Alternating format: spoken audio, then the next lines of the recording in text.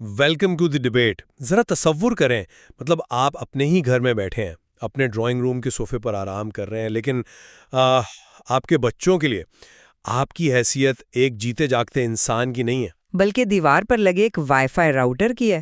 ہاں بالکل، یا کسی بجلی کے بورڈ کی. یعنی آپ کی اہمیت صرف اور صرف تب ہے جب ان کا انٹرنیٹ کام نہ کر رہا ہو یا مطلب فون ڈیڈ ہونے والا ہو. سننے میں کتنا عجیب لگتا ہے نا. بہت عجیب ہے. لیکن خیر، آج ہم اسی کڑوی حقیقت پر بات کر رہے ہیں. آج ہم محمد فاروق راشد کی ایک انتہائی چشم کشا اور بظاہر مزاحیہ تحریر ہے وائی فائی، چارجر اور دل کا نیٹ ورک، اس کا تجزیہ کر رہے ہیں. بالکل. اور اس کہانی میں ایک نوجوان ہے اسد، اس کے کافی کمگو سے والد ہیں احمد صاحب اور اس کی والدہ ہیں. اسد کے نزدیک نا اس کا گھر ایک آئی ٹی لیب بن چکا ہے، جہاں والد ایک وائی فائی ہیں جو صرف ضرورت کے وقت آن ہوتے ہیں. اور والدہ ایک چارجر ہے جن سے مطلب ہر وقت جڑے رہنا اس کی روزمرہ بقا کے لیے لازمی ہے. صحیح. اور یہیں سے اس کہانی کا وہ رخ شروع ہوتا ہے جو ہمیں سوچنے پر مجبور کر دیتا ہے. جب والد اچانک گھر کا وائی فائی بند کر دیتے ہیں تو گھر میں ایک بھونچال آ جاتا ہے، اور پھر اس کے بعد خاندانی رابطوں کی ایک نئی شکل ابھرتی ہے. ہم آج اسی واقعے کی گہرائی میں جائیں گے. اور ہمارا بنیادی سوال یہ ہے کہ کیا باپ کا یوں وائی فائی بند کر دینا ایک مطلب شاندار نفسیاتی ماسٹر سٹروک تھا جس نے اس ڈیجیٹل لت کو توڑ کر خاندان کو دوبارہ جوڑ دیا؟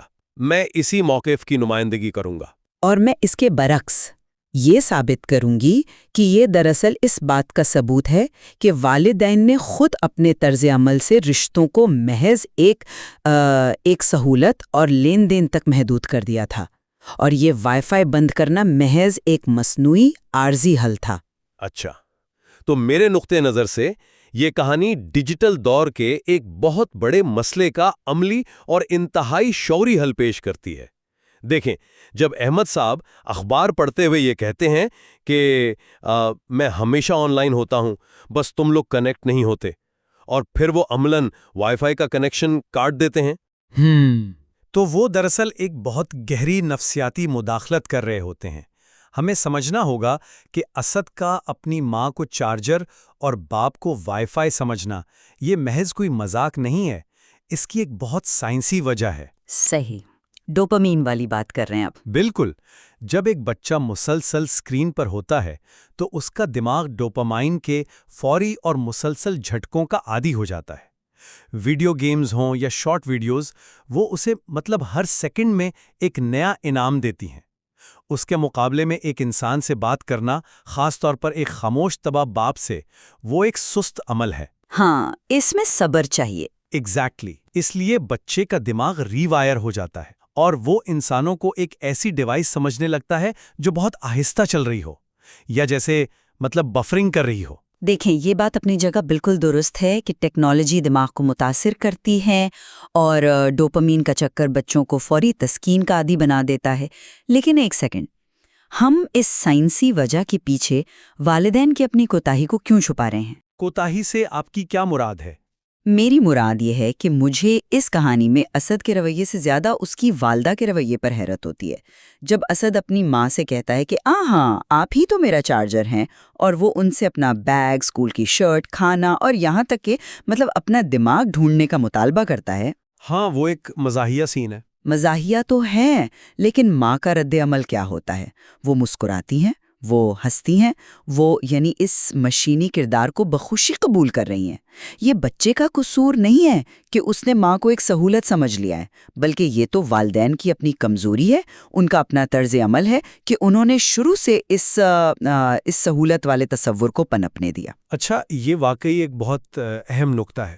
میں اس بات سے اتفاق کرتا ہوں کہ والدہ کے رویے میں ایک حد سے زیادہ نرمی، یا جسے ہم انیبلنگ کہتے ہیں، وہ موجود ہے. بالکل موجود ہے. وہ ایک معمول بن چکی ہے.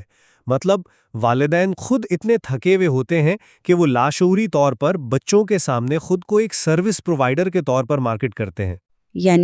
ہم ضرورتیں پوری کریں گے، بس تم خاموش رہو. 100%. وہ بچوں کو یہ پیغام دیتے ہیں کہ تمہاری تمام مادی ضروریات ہم پوری کریں گے، بس تم ہمیں تنگ نہ کرو. یہ بالکل ایک راؤٹر کی جاب ڈسکرپشن ہے. اور احمد صاحب کی خاموشی کو بھی اسی تناظر میں دیکھا جا سکتا ہے۔ وہ ایک روایتی باپ ہے جو شاید اپنے عمل سے محبت کا اظہار کرتے ہیں، باتوں سے نہیں۔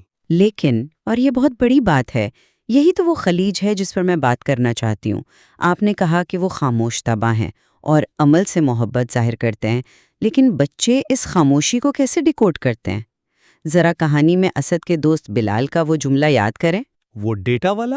ہاں، وہ کہتا ہے ابو سے زیادہ بات نہ کرو، ڈیٹا ختم ہو جاتا ہے۔ مطلب یہ ایک انتہائی لرزہ خیز جملہ ہے میری نظر میں۔ لرزہ خیز؟ یہ کچھ زیادہ نہیں ہو گیا؟ بالکل نہیں۔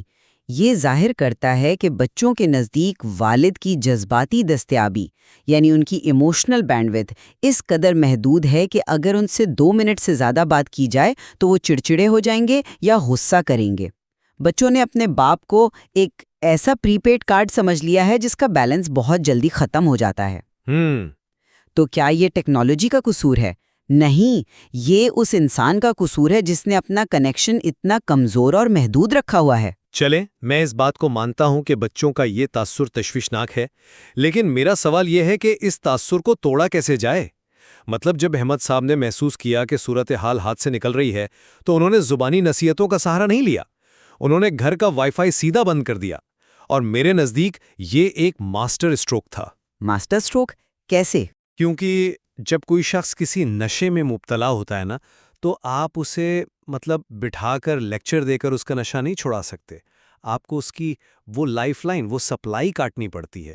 وائی فائی بند ہونے پر جو ہنگامہ ہوا، اسد کا چلانا کہ میرا گیم یا میری ویڈیو، یہ بالکل وہی رد عمل تھا جو ایک نشے کے عادی کا ہوتا ہے۔ صحیح، وڈرال سمٹمز آ رہے تھے۔ بالکل۔ لیکن اس کے بعد کیا ہوا؟ جب وہ ڈیجیٹل شور ختم ہوا تو آخرکار گھر میں خاموشی چھا گئی، اور پھر اس خاموشی میں سے گفتگو نے جنم لیا، پرانی یادیں تازہ ہوئیں، انہوں نے ایک ساتھ وقت گزارا۔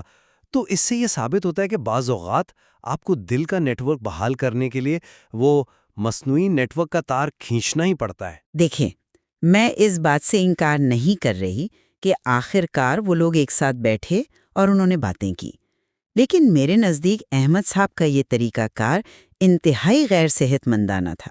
یہ ایسا ہی ہے کہ آپ کسی کمپیوٹر کو محفوظ طریقے سے شٹ ڈاؤن کرنے کے بجائے، اس کے سافٹ ویئر کے بگز ٹھیک کرنے کے بجائے غصے میں آ کر سیدھا دیوار سے پلگ کھینچ لیں۔ اچھا، وقتی طور پر تو اسکرین کالی ہو جائے گی، نظام رک جائے گا، لیکن آپ اندر موجود ہارڈ ڈرائیو کو کرپٹ کرنے کا بہت بڑا رسک لے رہے ہیں۔ جب آپ بغیر بتائے اچانک ایک ایسا کنیکشن کاٹ دیتے ہیں جس پر بچہ انحصار کر رہا ہے، تو آپ اس میں بے چینی اور عدم تحفظ پیدا کرتے ہیں۔ لیکن وہ آپس میں ہنس بول بھی تو رہے تھے نا؟ وہ ہنس بول کسی فطری محبت کی وجہ سے نہیں رہے تھے، وہ اس لیے ہنس بول رہے تھے کیونکہ ان کے پاس اور کوئی آپشن ہی نہیں بچا تھا۔ وہ ایک ڈیجیٹل قید خانے میں بور ہو رہے تھے۔ کیا رشتوں کی گرم جوشی کا انحصار اس بات پر ہونا چاہیے کہ گھر میں اور کوئی تفریح موجود نہ ہو؟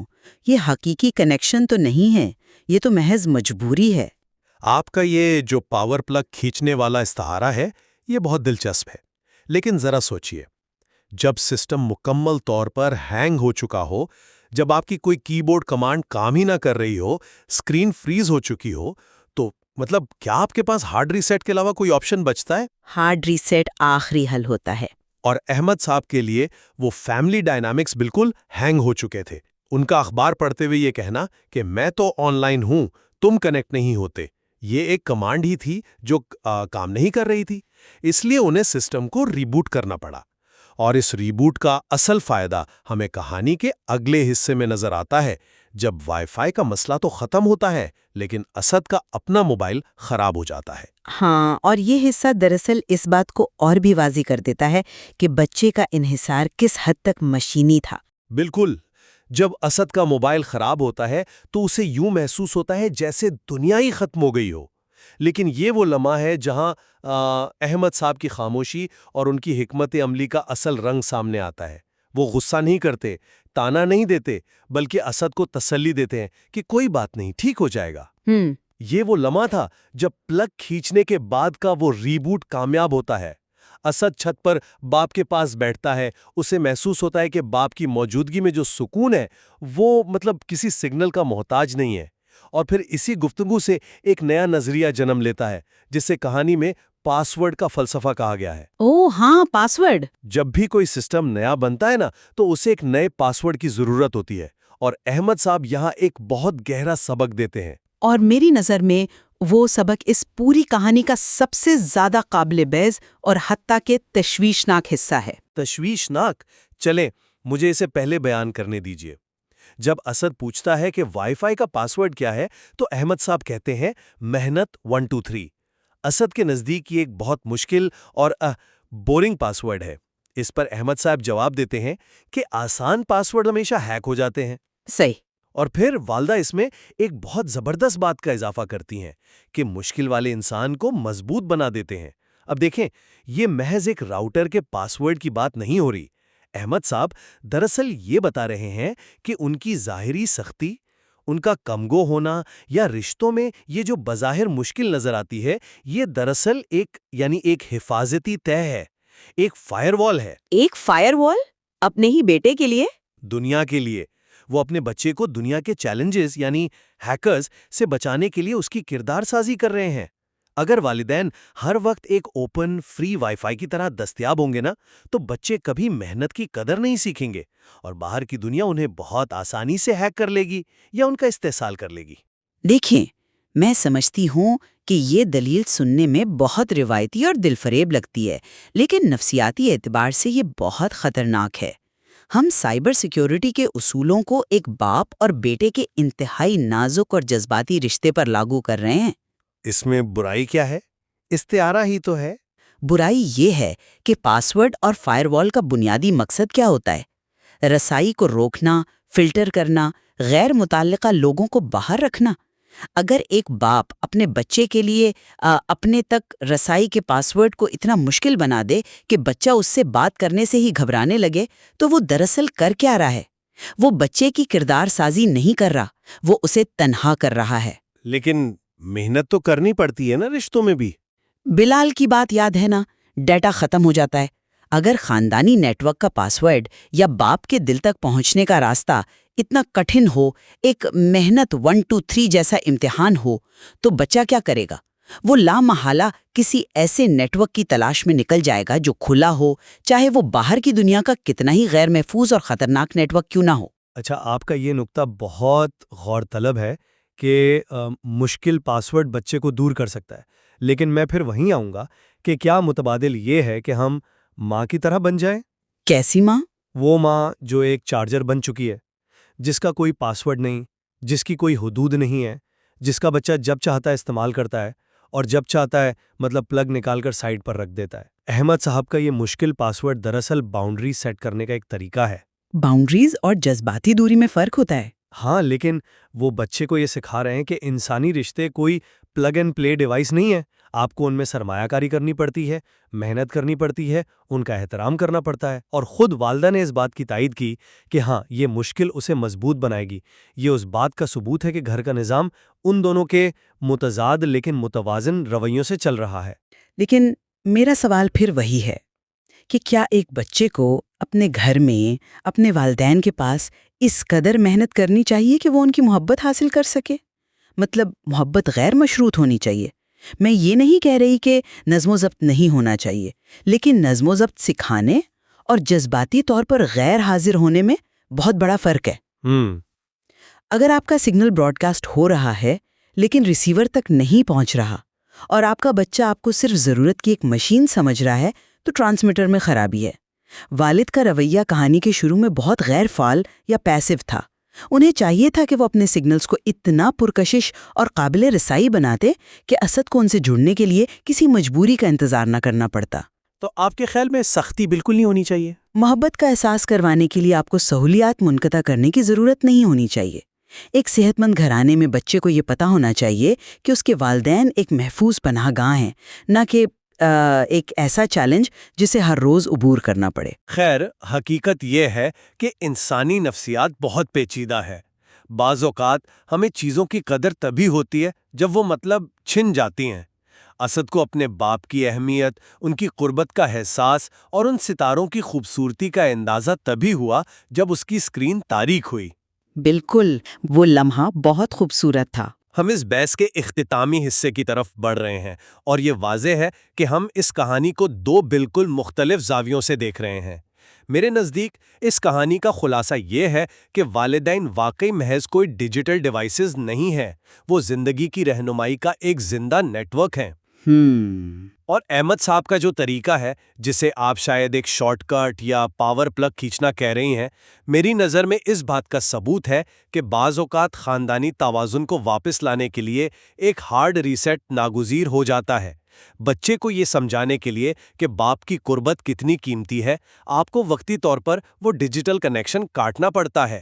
اور میں اس بات سے اتفاق کرتی ہوں کہ ڈیجیٹل ڈی ٹاکس آج کے دور کی شدید ضرورت ہے، اور کہانی کے اختتام پر جو پیغام دیا گیا ہے کہ والدین کا دل ہمیشہ آن رہتا ہے، وہ بلا شبہ بہت خوبصورت ہے۔